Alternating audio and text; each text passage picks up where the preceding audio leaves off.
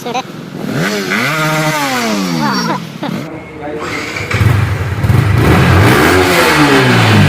Hello guys,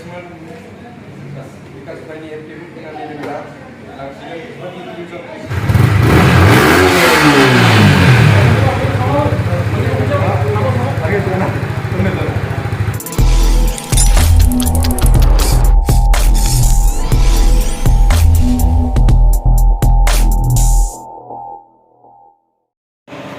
Hello guys, good morning, welcome back my YouTube channel. So guys, नोंथांमोना नुबाय दा दिनै बहुत गोबावनि उनावसो भिडिअ होनाय जासिगोन दिनै ओमफ्राय जों दा मोनसे जायगायाव थांनो नागिरदों जोंना भाइया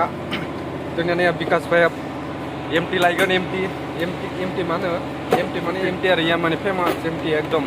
मेगन दं दा नुगोन नोंथांमोना आरो नै जोङो अनला होनना बुंनायखौ अनला नै खाथियावबो सेकेन्ड अनला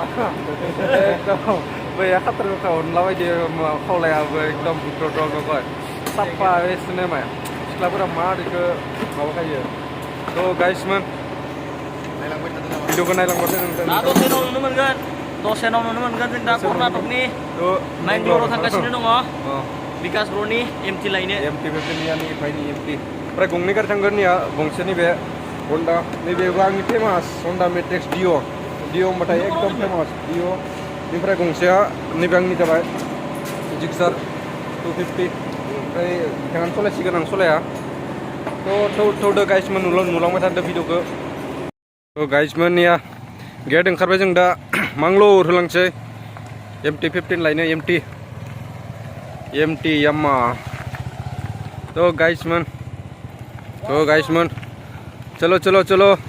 एमटि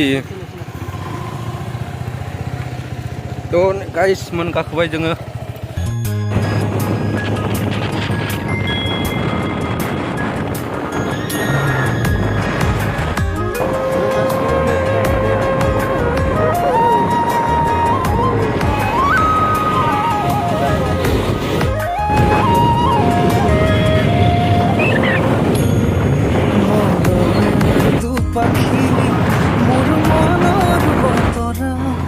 পঠিয়ালো তোমারে তুমি আদরিলা বায়ু বতরা কি যে বুক ভরা মোরে মন বননি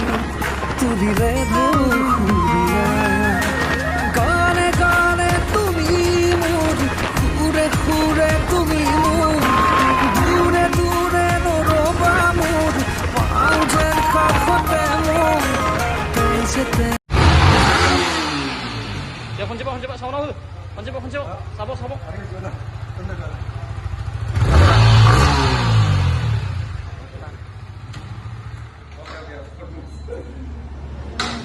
video mana deh video tonton beda mana ada YouTube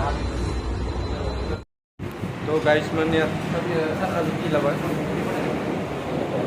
भाई ini पूरा 10 सेकंड लास्ट ini बाइक अभी ने मस्त MT 15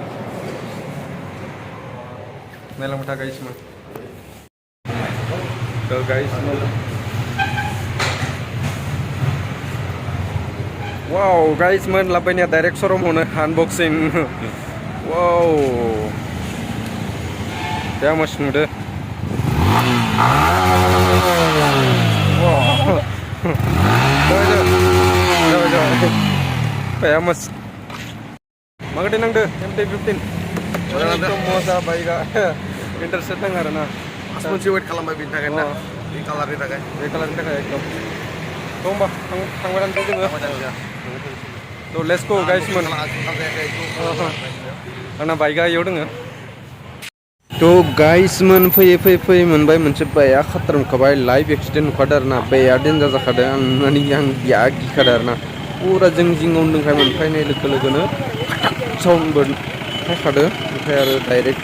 से एक्सिडेंट नुखादों लाइव नुखादों एकदम गप्र भिडिअ लायाखै आरोना गप्र इउज खालामनायबा लांफायासै गप्रखौ लांफानायबा एकदम मस्त नुखाबायमोन आरो लाइभ नुखाबायमोन आरो गप्रदो अके थेंक इउ गाइस भिडिअ बेखिनियावनो फोजोबनोसै